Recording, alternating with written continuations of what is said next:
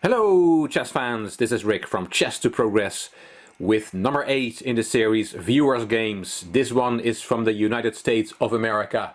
It's Rob. He plays against his friend Chris and he says, "Thought it would be cool to send a game I played with my buddy last week on chess.com. Some blunders mingled with good moves that I think would be instructive and fun to look at. I'm black, my friend is white. It was 30 minutes each side. I'm American and so is my opponent Chris, a friend of mine. We played on the chess.com server. I'm much more of a beginner than him, but it had been some time since he'd played before our match. Let's have a look. White Chris, black Rob, our viewer. E4 from Chris and E5 from Rob, and Chris plays the King's Gambit. Rob does not accept the pawn, the gambit pawn. He doesn't take on f4 but plays d6, d3, knight c6, knight f3, bishop g4, bishop e2, g6, knight c3, knight f6. Both players are developing their pieces to logical squares. h3, kicking the bishop, bishop back to e6, and g4, aggressive move from Chris.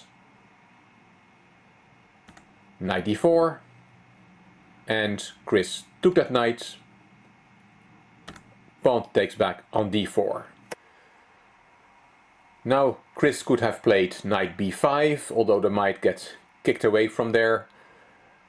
Another reasonable option is knight back to b1 to redevelop the knight to d2, but Chris decides on f5, counter-attacking black's bishop. Bishop back to d7, knight d5, knight takes, e takes, and here Rob takes on f5. This is the first instructive moment. There's nothing wrong with Rob's move, but what we see is that both players have made good developing moves at the start of this game, but have not finished their development. They both have a bishop at home and their king is not castled yet. To take advantage of white not having put his king safe, Rob could have played queen h4 check here. And then white has to play king f1, not a move you want to make. King d2 to try and put the king safe on that side is not possible because of a mate in 2. Bishop h6, and the only legal move is g5, and bishop takes g5 is checkmate. The king can go nowhere.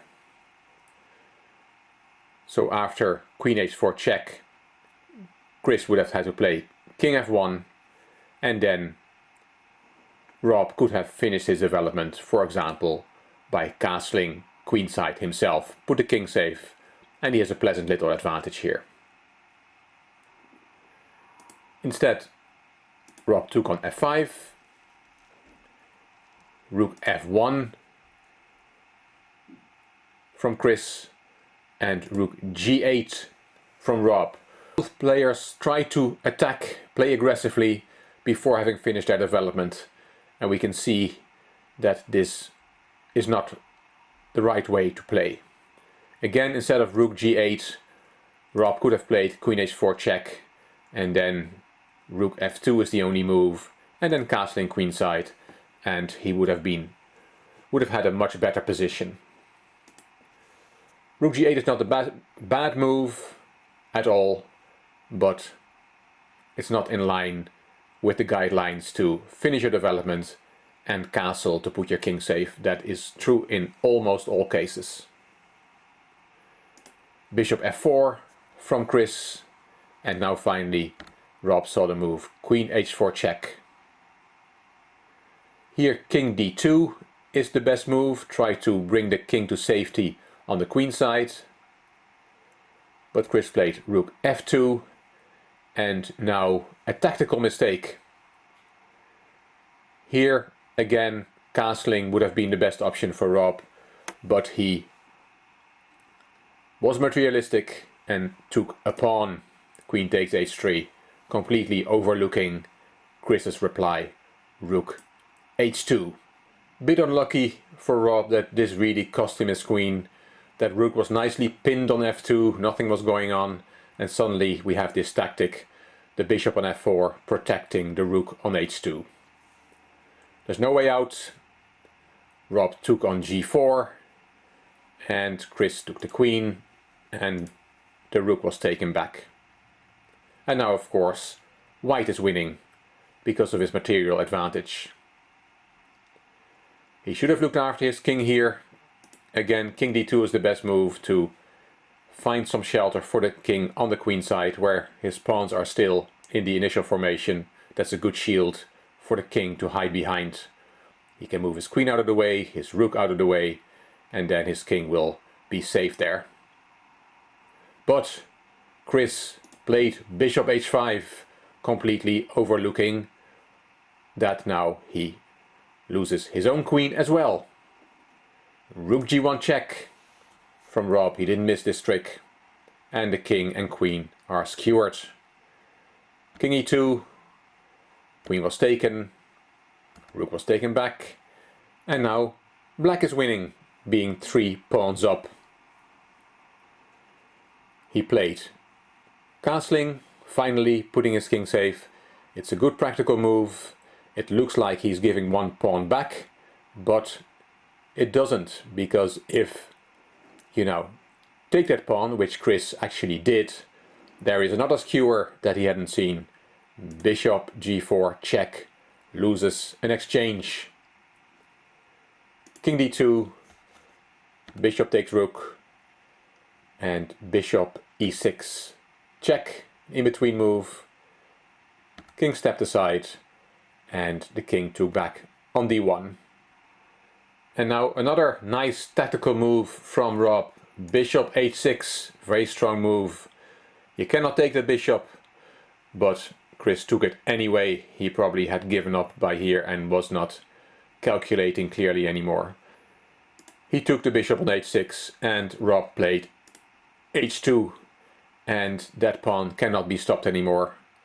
The h1 square cannot be covered by white, and white resigned. One last variation, a funny variation. If Chris had seen this and not would have taken on h6, but it would have played bishop g3. There's another nice tactic, rook e8, and you cannot take the pawn on h3 because there's rook e3, and your bishops are lined up and cannot defend each other, so one of them will get lost. I'm just showing you this because that happens quite a bit. If a rook is fighting against 2 bishops, normally the bishops have a great time fighting against 1 rook. Not in this game, of course, because black has an extra bishop. But if it's 2 bishops against 1 rook, the bishops normally dominate the rook. But the player with the 2 bishops has to be careful for this type of move, that he doesn't let his bishops being skewered, because they cannot protect each other. Nice win for Rob. After giving away his queen, he played very strongly. He didn't give up. This is what Rob himself had to say about it. Chris resigned very quickly, I think because he didn't expect me to ever get my pawn to promotion.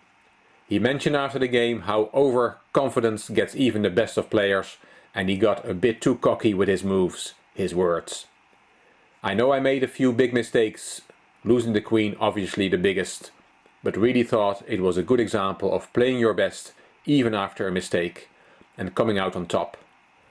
I had a lot of fun with it. He beat me in another game and drew a third. And having been a bit intimidated to play him at first, it made me feel real good to get a win off him.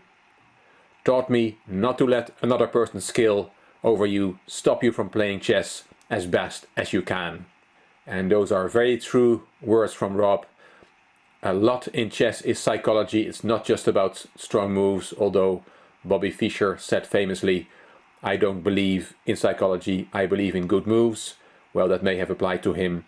But for us mere mortals, psychology does play a big role. And this is a very good example of, indeed, as Rob says, not giving up after making a mistake. It is difficult. Often you see players making a mistake and then making an even bigger one straight after because they're disappointed and because they're annoyed with themselves. And only strong characters, strong players can take a mistake on the chin, start again and look to save the game, like Rob did in this game. Another aspect he touches on is don't be intimidated to play stronger players. Of course, in chess we have ratings, so you always see immediately how strong your player is, your opponent is in theory. Don't let that get to you. If your opponent has a higher rating than yours, don't be intimidated. Just play your own game, play as well as you can. The pressure is on your opponent to beat you if his or her rating is higher. So let them feel the pressure. You just play your game, play as well as you can, and then you'll have a chance to get a result. Hope you enjoyed this game from Rob. If you did, please give it a thumbs up. Please subscribe to the Chess to Progress channel, and I'm looking forward to your comments. If you haven't done so, you may want to check out my Chess to Impress channel with lots of videos, over 150 by now.